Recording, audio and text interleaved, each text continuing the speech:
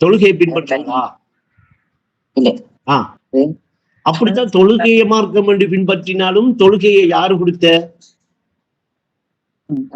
முகமது நபிக்கு பரிசாக அல்லாஹ் தானே கொடுத்தான்.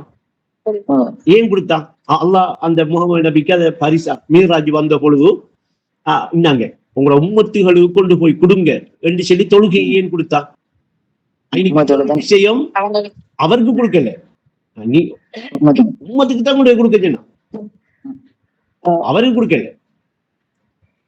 அவரு காலத்துல வந்து நின்று இங்க உம்மத்தோட நின்று தொழுகத்தால அது மரணிக்கும் வரைக்கும் நபி சொல்லுவதற்காக அதனால நம்ம சொல்லத்தான் வேணும் என்று சொல்லி ஒரு வாதம் வைக்க நம்ம அந்த வாதத்துக்கு இன்னைக்கு போராட்டத்துல வந்து நம்மளுடைய நேரத்தை வேஸ்ட் பண்ண தேவையில்லை. ஆனா இன்னைக்கு கொடுக்கக்குள்ள ஒரு உம்மத்துக்கு கொண்டு போய் கொடுவன்றுதான் கொடுத்தாரு. அப்ப அந்த உம்மத்துக்கு வழிகாட்ட வந்தவரு அந்த தொழுகையை எப்படி தொழுகிறேன் என்று சொல்லி அந்த உம்மத்துகளுக்கு சொல்லி கொடுத்து கூடவே இருந்து அவர் வழிகாட்டியாக இருந்தாரே அல்லாமல் அவருக்கு அல்லாஹ் என்ன செய்யறது கிஃப்டா கொடுக்கல போய் கொடு என்றுதான் கொடுத்தான். அப்படி அல்லாஹ் கொடுத்ததுக்குரிய நோக்கம் என்ன? அவனுக்கு ஒரு நோக்கம் இருக்குமா இல்லையா? நோக்கம் இல்லாம ஒரு பரிசை கொடுப்பாளா? ஏதோ ஒன்று இருக்குமா இல்லையா? சந்தோஷம் என்று சொல்லி ஒரு நோக்கத்தை வச்சா அது கொடுத்தா அது என்ன சந்தோஷம்? அவர் சந்தோஷமா கொடுத்தாரு, மகிழ்ச்சியா கொடுத்தாரு, உம்மத்துகளுக்கு கொடுங்க. எங்க வச்சு கொடுத்தாரு? மிகராஜின் போது சிதறத்துல் முந்தகா தாண்டி லிகாவுல வந்து அல்லாஹ்வை சந்தித்த பொழுது அந்த நேரத்தில் அல்லாஹ் என்ன செய்யறான்? இதை உம்மத்துகளுக்கு கொண்டு போய் கொடுங்க என்று சொல்லி எதை கொடுக்கான்? சலாத்தை கொடுக்கலாம், தொழுகையை கொடுக்கும். அப்ப அவனுடைய நோக்கம் என்ன இருக்கும்? உம்மத்துகளும் இந்த மிஹ்ராஜ் என்கிற இந்த நேரான பாதையே, நபிமார்கள் வந்த பாதையே, இந்த ரசூல்மார் வந்த பாதையே, இந்த நெல்லடியார்கள் வந்த இந்த மார்க்கத்தை, இந்த பாதையை, இந்த சாந்தி வழியை பின்பற்றேண்டா, பின்பற்றி என்ன வந்து நெருங்கி சேர்ந்து என்ன சந்திக்கிறேன்டா, என்னுடைய சந்திப்பு இடம்பெறணும்டா, என்ன சந்திக்கிற இடத்துக்கும் உன்னுடைய உம்மத்துகளும் வரணும்டா, இந்த சலாத்தை கொண்டு வர சொல்லி விளங்குதா நோக்கம் என்னது? அந்த சலாத்தை மறந்துட்டா, சலாத்தை புடையாக்கி புரட்டி விட்டா, தலகில பிரட்டி விட்டாங்க. அது ஒரு விஷயம். அப்ப இந்த சலாத்தை கொண்டு உம்மத்துகள் வரலாம் என்று சொல்லி கொடுக்கப்பட்டதுதான் தொழுகை. அப்படி என்ன, இந்த தொழுகையை எடுக்கிறவங்க எல்லாரும் அந்த தொழுகையில என்னத்தை கேட்காக எனக்கு நேரான பாதை காட்டு கண்டு இஹ்தின சிராத்தல் முஸ்தகீம், சிராத்தல் முஸ்தகீம் என்று சொல் பாவிக்கப்படுகிறதா இல்லையா? அப்ப சிராத்தல் முஸ்தகீம் என்கிறது பாலம் என்று சொல்ற பாலமா நேரான பாதையா?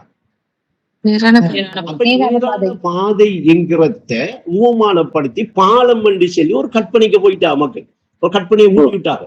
ஆனா அது மறுமையில இருக்கென்று காட்டி விட்டாங்க. ஆனா அந்த மக்கள் இம்மையில அல்லாஹ் பரிசாக கொடுத்த சலாத்தில உம்மத்துகளுக்கு கொண்டு போய் கொடுங்க என்று முகம்மது நபி கொண்டாந்து அவங்களோட உம்மத்துகளுக்கு தந்த அந்த சலாத்தில நின்றுக்கிட்டு எனக்கு அந்த சிராத்தல் முஸ்தகீம்ங்கிற நேரான பாதை எனக்கு காட்டு என்று கேட்காளா இல்லையா?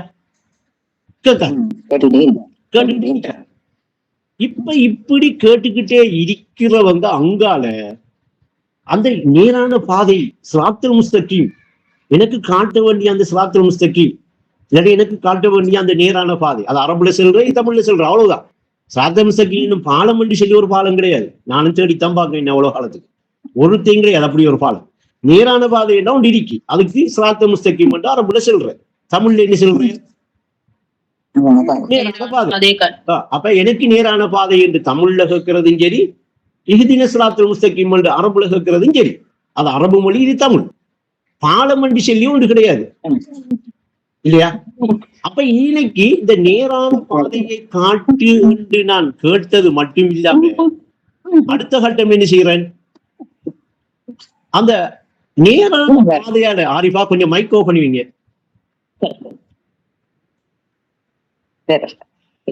அப்ப நேரான பாதையை காட்டு என்று கேட்டுட்டு அங்க அதை தெளிவா கேட்க என்னென்று நபிமார்கள் ரசூல்மார்கள் நல்லடியார்கள் போன அந்த பாதையை காட்டுகண்டு கேட்கணும், தெளிவா கேட்கறாங்க.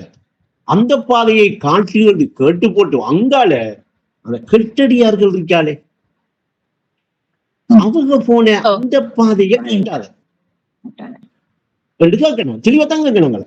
அப்ப கெட்டடியார்கள் போன ஒரு பாதையும் இருக்கு, நல்லடியார்கள் அம்பியாக்கள் அவுலியாக்கள் ரசூல்மார் நபிமார் போன பாதையும் இருக்கு. அப்ப நபிமார் ரசூல்மார் எல்லாரும் போன பாதை என்ன? நேரான பாதை. அதுக்கு சொல்ற சிராத்தல் முஸ்தகீம், அந்த நேரான பாதை. இது எனக்கு நேரான பாதையை காட்டும்.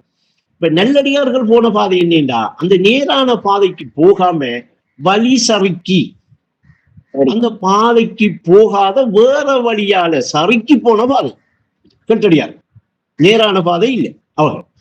அப்ப இப்படி நான் தெளிவா நின்று தானே அல்லாஹ்வுக்கு முன்னிலையில அந்த தொழுகையில பரிசாக தரப்பட்ட மிஹ்ராஜுக்கு முகமது நபி போன இடத்தை அல்லாஹ் பரிசாக கொடுத்த அவங்க உம்மத்துக்கண்டு பெற்றுக்கொண்டு உம்மத்துக்கு கொண்டு வந்து கொடுத்த அந்த தொழுகையில நின்று நான் அந்த கேட்கிற அந்த பாதையில தெளிவா கேட்கணும் இல்லையா?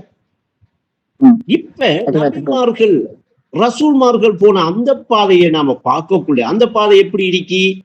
ஆதம் நபி முதலாம் வானத்தில் இருக்காக, ஈசா நபி இரண்டாம் வானத்தில் இருக்காக, மூசா நபி இப்படி ஒவ்வொரு படிப்படியா ஒவ்வொரு வானத்தில போய் 7ஆம் வானத்தில இப்ராஹிம் நபி இருக்காக. அப்ப 8ஆம் வானத்தையும் தாண்டி சிதறத்துல் முந்தகாவை தாண்டி லிகாவுக்கு போய் லிகாவுல இறை ஐக்கியத்தை இறை அல்லாஹ்வுடைய அந்த சந்திப்பை முகம்மது நபி பெற்றுக்கொண்டாகேண்டா அவங்க அந்த நிலையில் இருக்காரு, அந்த நிலை வரைக்கும் அவன் போயிருக்காரு. இப்ப அந்த சிராத்தல் முஸ்தகீம் எனக்கு நேரான பாதையை காட்டி நபிமார்கள் போன பாதை ரசூல்மார்கள் போன பாதை என்று நான் இப்ப இந்த பாதையை கேட்க இன்னைக்கு இந்த பாதையை தான் கேட்க. எனக்கு நேரான வழியை காட்டி நேரான பாதையை காட்டி சிராத்தல் முஸ்தகீம் என்று சொல்ற அரபுல சொல்ற அந்த நேரான பாதை இதுதான்.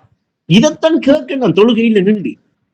அப்ப அல்லாவை நெருங்கி சேர்க்கிறதுக்கு அல்லாவை போய் சந்திக்கிறதுக்கு இந்த பாதையால போனாத்தான் என்ன செய்யலாம்?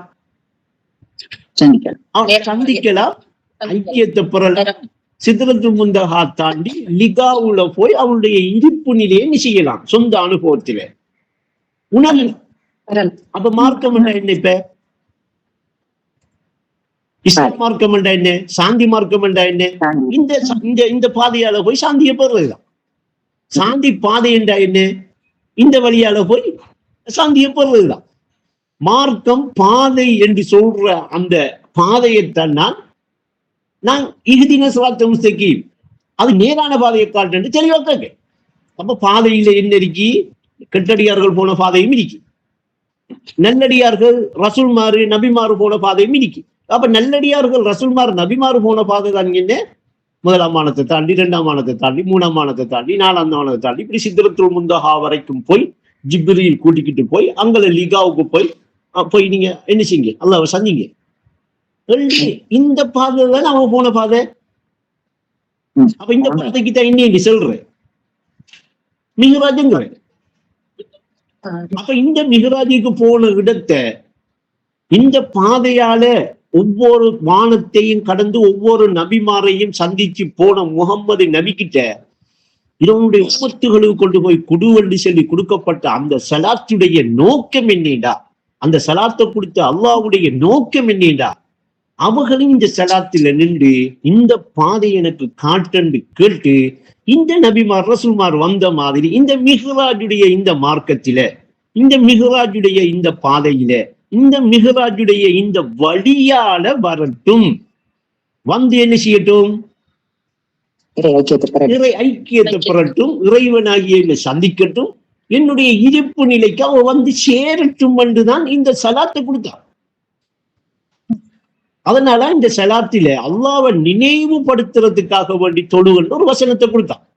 அதுக்காகத்தான் தொழுக முக்கியம் இல்ல, அல்லாஹ்வை நினைவுபடுத்துறதுதான் முக்கியம். வலதிக்ருல்லாஹி அக்பர், அல்லாஹ்வை நினைவுபடுத்துறதுதான் மிகப்பெரிய காரியம் என்று ஒரு வசனத்தை கொடுத்தான். அப்ப இந்த சலாத்தில இந்த நினைவுபடுத்தல் முறையாக இடம்பெறுமண்டா நேரான பாதையை எனக்கு காட்டு என்று கேட்ட அந்த ஸிராத்தல் முஸ்தகீம் என்கிற நேரான பாதையில இல்லாட்டி ஸிராத்தல் முஸ்தகீம் என்கிற இவங்க நினைக்கிற மாதிரி அந்த பாலத்திலே இம்மையிலேயே போகணுமா இல்லையா? இம்மையிலேயே அந்த நேரான பாதையால போகணுமா இல்லையா? இப்ப இவங்க நேரான பாதையால போனா சிராத்தல் முஸ்தகீமாலான போயிட்டு இருக்காரு. சிராத்தல் முஸ்தகீம் பாலம் ஒண்ணு மறுமையில் இருக்கு, அங்க போய் பாலத்தை கடக்கணும் என்று சொல்றது வேதம் சின்ன மார்க்கமா? அப்ப இம்மையில இன்னைக்கு சிராத்தல் முஸ்தகீம் என்னும் பாலமும் நேரான பாதையும். அப்ப சிராத்தல் முஸ்தகீம் என்ற என்ன அர்த்தம்? நேரான பாதை. அதை எங்க கேட்கும்? தொழுகையில கேட்கும். எந்த நேரான பாதை, எங்க போறதுக்குரிய பாதை, அந்த பாதையால போய் எங்க போய் அடையணும் நோக்கம் ஒன்றிருக்கா இல்லையா? அந்த வேலையை பார்க்கக்குள்ள ரசூல்மாரு நபிமாரு எல்லாரும் என்ன செஞ்சிருக்காங்க? மிஹ்ராஜ் என்று சொல்லி 1ஆம் வானத்துக்கு 2ஆம் வானத்துக்கு 3ஆம் வானத்துக்கு 4ஆம் வானத்துக்கு ஒவ்வொருத்தரும் போய் ஒவ்வொரு நிலையை எடுத்திருக்காங்க. முஹம்மது நபி அதையும் தாண்டி சிதறத்து முந்தகா போய் லிகா வரைக்கும் போய் இறை ஐக்கியத்தை இறைவனை சந்திச்சுட்டு இறைவன் இப்ப கொடுக்காங்க. என்ன சந்திக்கிறேடா, என்ன சந்திக்கிற அந்த வழியால இவங்க வரணுமண்டா, என்ன சந்திக்கிற அந்த பாதை உண்ட உம்மத்துக்கு வேணுமண்டா, இந்த தொழுகையை பின்பற்ற செல்லுங்க என்ற நோக்கத்திலான அந்த பரிசை கொடுத்தான். நோக்கத்திலான அது குடுபற்றிக்கு. அப்ப முகமது நபிக்கும் தெரியும் இந்த சலாத்தை என்னுடைய உம்மத்துகள் எடுத்தார்கள்டா இந்த மிஹ்ராஜ்ங்கிற பாதையில பயணிப்பாக, இந்த சிராத்த முஸ்தகீம் என்கிற அந்த நேரான பாதையில போவாங்க. இதுதான் நேரான பாதை, இதுதான் மார்க்கம். அப்ப இது மார்க்கம் என்று சொல்லி நாம எடுக்கக்குள்ள, இதுதான் மார்க்கம் என்று சொல்லி வழி என்று சொல்லி பின்பற்றக்குள்ள, இந்த நகத்துக்குள்ள உத்தெடுக்கிறது முடிய இங்க தண்ணியால கழுகுறதெல்லாம் மார்க்கத்துக்கு வருமா? அப்ப மக்கள், உலக மக்கள் இதைத்தான் மார்க்கம் என்று நம்பி இருக்கிறது. அதுகள் நம்பி இருக்க அப்படி ஒரு நம்பிக்கையை கொடுத்து இந்த மார்க்கத்துல போகாம, இந்த சிராத்தல் முஸ்தகீம் என்கிற இந்த மிஹ்ராஜ் பயணத்தை மேற்கொள்ளாம சிதறத்துல் முந்தகா வரைக்கும் ஜிப்ரீல் அழைச்சுக்கிட்டு போற அந்த பயணத்துக்கு சலாத்தில இருந்து எனக்கு நேரான பாதையை காட்டுன்னு கேட்ட அந்த வழி தெரியாம தெரிகிற இடத்துக்கு அவன் வராம தடை செய்வேனுங்கிறவன் இதை என்ன மார்க்கம் என்று காட்டி தடை செஞ்சு வச்சிருக்கலாம். புடிபடுது அவனுக்கோ. அப்படி புடிபட்டிருக்கிற, அப்படி நம்பிக்கிட்டு இருக்கிற, அப்படி புடிபட்டிருக்கிற அந்த மக்களுக்கு இதுதான் பாதை, இதுதான் நேரான வழி, இதுக்குத்தான் சலாத்து தரப்பட்டுச்சு. இந்த சலாத்துல அல்லாஹ்வை நினைவுபடுத்துற முறைக்கு, அறிய வேண்டிய முறைக்கு அறிஞ்சி அல்லாஹ்வை நினைவுபடுத்துற முறைக்கு நினைவுபடுத்தினா இந்த நேரான பாதையால போகலாம். இந்த மிஹ்ராஜ் பயணம் போகலாம். இந்த மிஹ்ராஜ் பயணம் போகக்கூடிய இந்த நபிமார் எல்லாரையும் இப்பயே சந்திக்கலாம். எல்லாரும் இப்பயும் ஹயாத்தோட உயிரோட இருக்காக. மிஹ்ராஜுக்கு போறவர் எல்லா நபிமாரையும் சந்திப்பாக. சிதறத்துல் முந்தகா தாண்டி இறைவனையும் சந்திக்கக்கூடிய, ஐக்கியத்தை பெறக்கூடிய வாய்ப்பு இருக்கி. வேதம், நீங்கள் இறைவனை சந்திப்பதை நிராகரிக்கிறீர்களா, இறைவனை சந்திப்பதில் சந்தேகம் உண்டா என்று நியாயமான வசனங்கள் குர்ஆன்ல கேட்கப்படுதா இல்லையா? அப்ப குர்ஆன் ஏன் கேட்குது? சந்திக்கிற வாய்ப்பு இருக்கு. ஆனா மக்கள் என்ன தெரிவிக்காங்க? இந்த வழி தெரியாம, இந்த வழியால போன இறைவனை சந்திக்கலாம் என்று புரியாம சந்தேகத்திலையும் நிராகரிக்கிட்டும் இருக்க. அதனால அந்த வேதம் அப்படி கேட்குது. அப்படி என்ன அவனை சந்திக்கக்கூடிய, அவனை ஐக்கியத்தை பெறக்கூடிய அந்த நிலைக்கு போகக்கூடிய மார்க்கம் வழிதான் அந்த நாம தொழுகையில கேட்ட எனக்கு நேரான பாதையை நீங்க காட்டு. அந்த பாதை எப்படிப்பட்ட பாதை என்றா, அந்த பாதையால நபிமார் போயிருக்காக, நபிமார் போய் இப்ப ஒவ்வொரு வானத்திலேயும் இருக்காக, அந்த முர்சலான ரசூல்மார் போயிருக்காக, அதனால நல்லடியார்கள் போயிருக்காக, அவுலியாக்கள் போயிருக்கிற அந்த பாதை, அந்த மிஹ்ராஜ் என்கிற பாதை, சிதறத்துல் முந்தகா வரைக்கும் போய் இறைவனை சந்திக்கிற அந்த பாதை, இறைவனை சந்திச்சு அவனுடைய ஐக்கியத்தை பெற அந்த சிராத்தல் முஸ்தகீம் என்கிற நேரான அந்த பாதையை காட்டு என்றுதான் நாம கேட்போம், என்றுதான் நாம கேட்டிருக்கோம், என்றுதான் நாம இப்பயும் கேட்டுக்கிட்டு இருக்கோம். இதுல 40 வருஷம் கேட்கிறார்களும் இருக்கு, 4 வருஷம் கேட்கிறார்களும் இருக்கு. இப்ப 4 நாளை ஸ்டார்ட் பண்ணாங்களும் இருக்க, கேட்டுக்கிட்டு தான் இருக்க. நாம என்ன கேட்க மட்டும் தெரியாம கேட்டுக்கிட்டு இருக்க, எதை கேட்க மட்டும் தெரியாம கேட்டுக்கிட்டு இருக்க, என்னத்துக்காக கேட்கணுங்கிறதுக்கு தெரியாம என்னத்துக்காக கேட்கும். இந்த கேட்கறதின் நோக்கம் என்ன, நாம எதை கேட்கணும், என்றெல்லாம் தெரியாம அறியாம நாம கேட்டுக்கிட்டு இருக்கோம். நேரான பாதை என்று கொண்டு நாம அல்லாஹ் கிட்ட கேட்டுக்கிட்டு இருக்கோம்ங்கிறது கூட புரியாத ஒரு போதையில நின்றுக்கிட்டு, அது என்ன போதை? எல்லா போதையும் சேரும். எல்லாத்தையும் விட உலக போதையில இந்த உலகத்தை வாங்கணும், இந்த உலகத்தை சேர்க்கணும், இந்த உலகத்தை ஆளணும்ங்கிறது தான் அதிகமாக இருக்கிற போதை. அந்த போதை இருக்கிறது தெரியாது. நான் இப்படி ஒரு போதையில இருக்கிறேன். இப்ப கஞ்சா அப்படின்னு சாராயம் அடிச்சா கொஞ்சம் எனக்கு போதை அடிச்சிருக்கேன்னு தெரியும். இந்த உலகத்தையே வாங்குறதுக்கு நான் என்ன செய்யறேன்? முயற்சி எடுத்துக்கிட்டு இருக்கேன் என்று சொல்லி முயற்சி எடுத்துக்கிட்டு இருக்கிறவர் அப்படி ஒரு போதையில இருக்கிறத உணர்வாரா? அப்படி ஒரு போதை அவர்கிட்ட இருக்கிறவருக்கு விளங்குமா? இப்படி போதையில நிக்கக்குள்ள, இப்படி போதையில இருக்கக்குள்ள நீங்க சலாத்துக்கு செல்லாதங்க என்று சொன்ன அர்த்தத்துல எல்லா போதையும். அப்ப இப்படி போதையில போய் நிக்கிறவருக்கு அல்லாஹ் கிட்ட நாம என்ன கேட்கும், என்ன கேட்டோம்? நாம கேட்டதை அல்லாஹ் காட்டினானா? அந்த கேட்ட வழி எது? அந்த வழி எங்க? இன்மையிலையா, மறுமையிலையா? நல்லடியார்கள், நபிமார்கள், ரசூல்மார்கள் எந்த வழியால போனாங்க, நான் எந்த வழியால போகணும் என்றெல்லாம் தெரியற மாதிரி இருந்துகிட்டு கேட்காளா? இல்ல போதையில் நின்றுட்டு ஒருத்தன் கேட்கிற மாதிரி கேட்காளா? தெரிய வரும். இல்லாட்டி அவ இன்னும் யோசிச்சிருப்பாள் இல்லையா? நான் 4 வருஷமா கேட்க, 10 வருஷமா கேட்க, 40 வருஷமா கேட்க, அந்த மிஹ்ராஜுடைய மார்க்கத்தை கேட்க, அந்த பாதையை கேட்க, இறை ஐக்கியத்தை நான் புறணும், அந்த பாதையை தானே கேட்டு, அந்த பாதையை அவனுக்கு இன்னும் காட்டலையே. அவன் எப்படி அந்த பாதையில போறேன் எனக்கு என்ன செய்யல, ஊட்டலையே. யாஹாதி நேர் வழி காட்டுறவன் அவனுக்கு ஒரு நாமம் இடிக்க. அப்ப எனக்கு அந்த வழியை காட்டியிருக்கணுமே, அந்த வழியால நான் போயிருக்கணுமே. இன்னும் நான் கேட்டுக்கிட்டே இருக்கிறானா? இத்தனை வருஷமா கேட்டுக்கிட்டு இருக்கிற ஒன்று ஏன் எனக்கு காட்டுப்படுவதில்லை என்று தெளிவா சிந்திக்கிற அறிவும் தெளிவா சிந்திக்கிற இடமும் வராம இருக்கிறதுக்கு காரணம் நான் சென்ன இந்த எல்லா போதையும் மொத்தமாக இருக்கிறதால். இந்த போதையில நிக்கிறவனுக்கு தொழுகிற நோக்கம் என்னங்கிறது புரிய, தொழுகையில நான் என்னத்தை கேட்கணுங்கிறது விளங்காது, தொழுகையில நான் என்னத்தை கேட்டு எதை பெற்றுக்கொள்ளணும்ங்கிறது என்ன செய்யாது. மொத்தத்தில் அவன் ஒன்றுமே அபின் கஞ்சா போதையில இல்லாட்டியும் உலக போதையிலேயாவது இருப்பான். இந்த உலகத்தை நான் ஆளணும், உலகத்தை வாங்கணும், உலகத்துல நான் பெரிய வசதியா வாழணும் என்று அந்த போதையில் இருக்க மாட்டானா? அப்படி போதையில நிக்கிறவனுக்கும் அல்லாஹ் கிட்ட போய் என்ன கேட்க அந்த தெளிவு ஏற்படுமா? அல்லாஹ் கிட்ட நாம இவ்வளவு காலமா என்னத்தை கேட்டுக்கிட்டு இருக்கோம்? எந்த வழி, எந்த மார்க்கம், மார்க்கம் என்று சொன்ன என்ன என்று சொல்லி அதன் விளக்கங்கள் எல்லாம் அவனோட உள்ளத்தில் அமையுமா, அமைஞ்சிருக்குமா? அப்ப அது எல்லாத்தையும் கூடவே இருக்கிற அவன் என்ன செய்யறான்?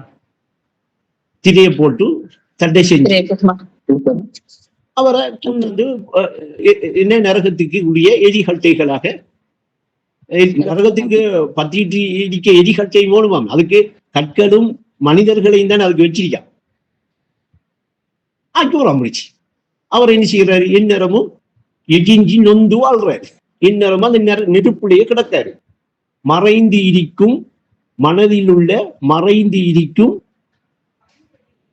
மறந்து வாழ்கிறாய், மறைந்த நெருப்பில் மறந்து வாழ்கிறாய்ங்க. அவர் என்ன செய்யறார்? அப்படி வாழ்றாரு. அப்ப அவருக்கு இன்னும் என்ன செய்யல? ஜன்னத்துக்கு போற அந்த நேரான பாதை காட்டுப்படல. முதலாம் வானத்துக்கு போய் ஆதம் அலைஹிஸ்ஸலாமை சந்திக்கிற அந்த சிராத்துல் முஸ்தகீம்ங்கிற நேரான பாதை அவருக்கு கிடைக்கல. 2ஆம் வானத்துக்கு போய் ஈசா நபியை போய் சந்திக்கிற அந்த நேரான வழியால அவர் போகல. இப்படி ஒவ்வொரு நபிமாரையும் சந்திச்சு 6ஆம் வானத்துல போய் மூசா நபியை சந்திக்கக்கூடிய அந்த வாய்ப்பை அந்த நேரான பாதையில பெறல. 7ஆம் வானத்துல போய் இப்ராஹிம் நபிய நேருக்கு நேராக சந்திச்சு அவர்களுடைய இருப்பு நிலையை உணரக்கூடிய அந்த நிலைமைக்கு அவர உள்ளம் வரல. முகம்மது நபியை பின்பற்ற அந்த பாக்கியத்தை இந்த உலகத்திலேயே அவர் என்ன செய்யல? சிதறத்துல் முந்தஹா தாண்டி இறைவனை சந்திக்கிற வரைக்கும் போற அந்த வழியால போய் முகம்மது நபியை பூரணமா பின்பற்றல. மொத்தத்தில் அவர் எங்க இல்ல? எண்ணத்தில இல்ல? நேரான பாதையில இல்ல, நேரான பாதையில போகல.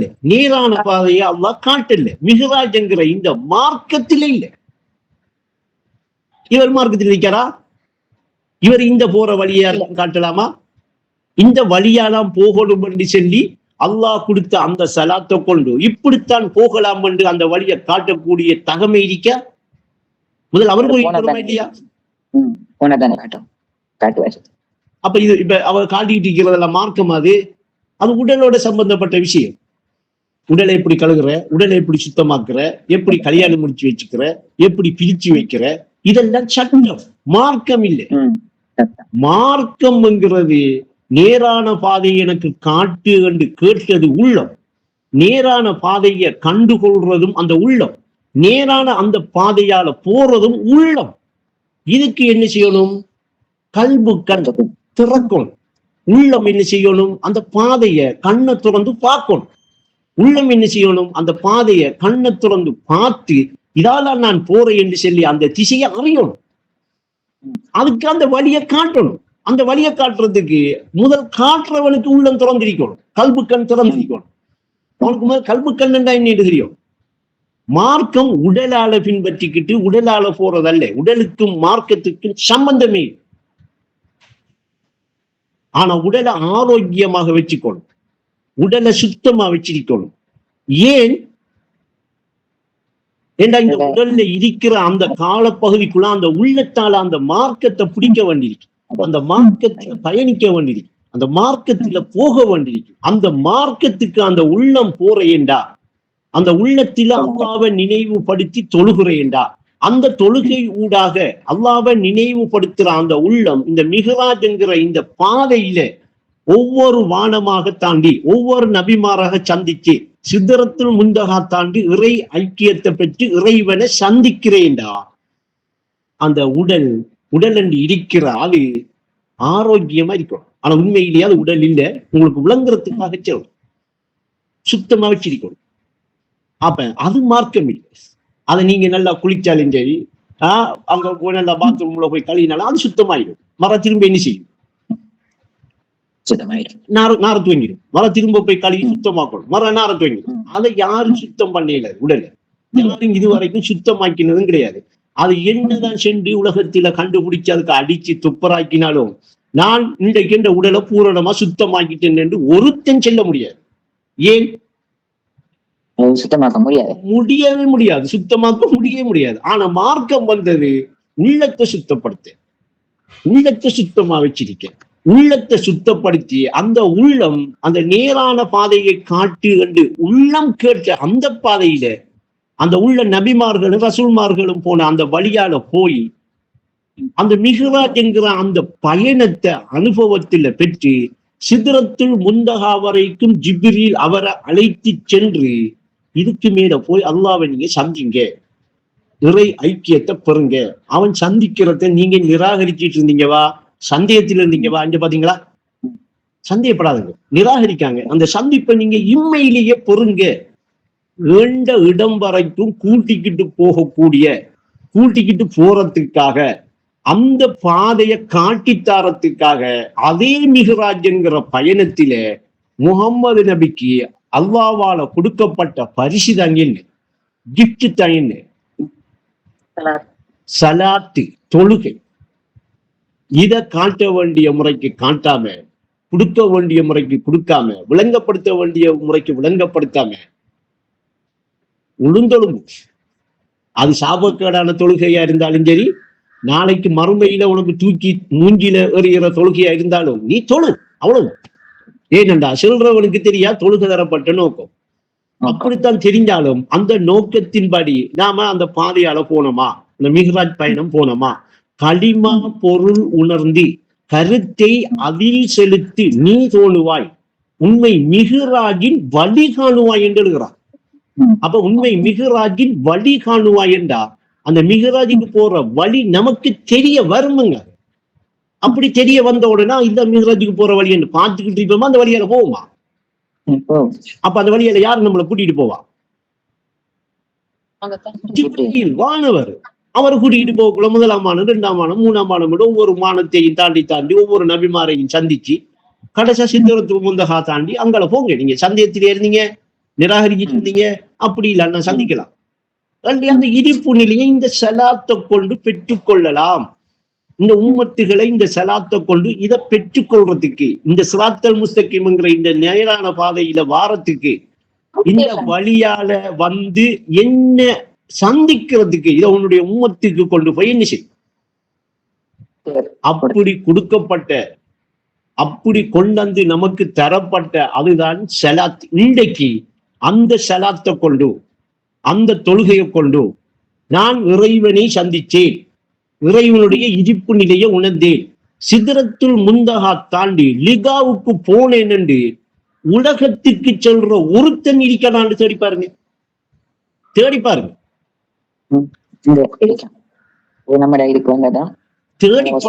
தேடி பாருங்களேன்.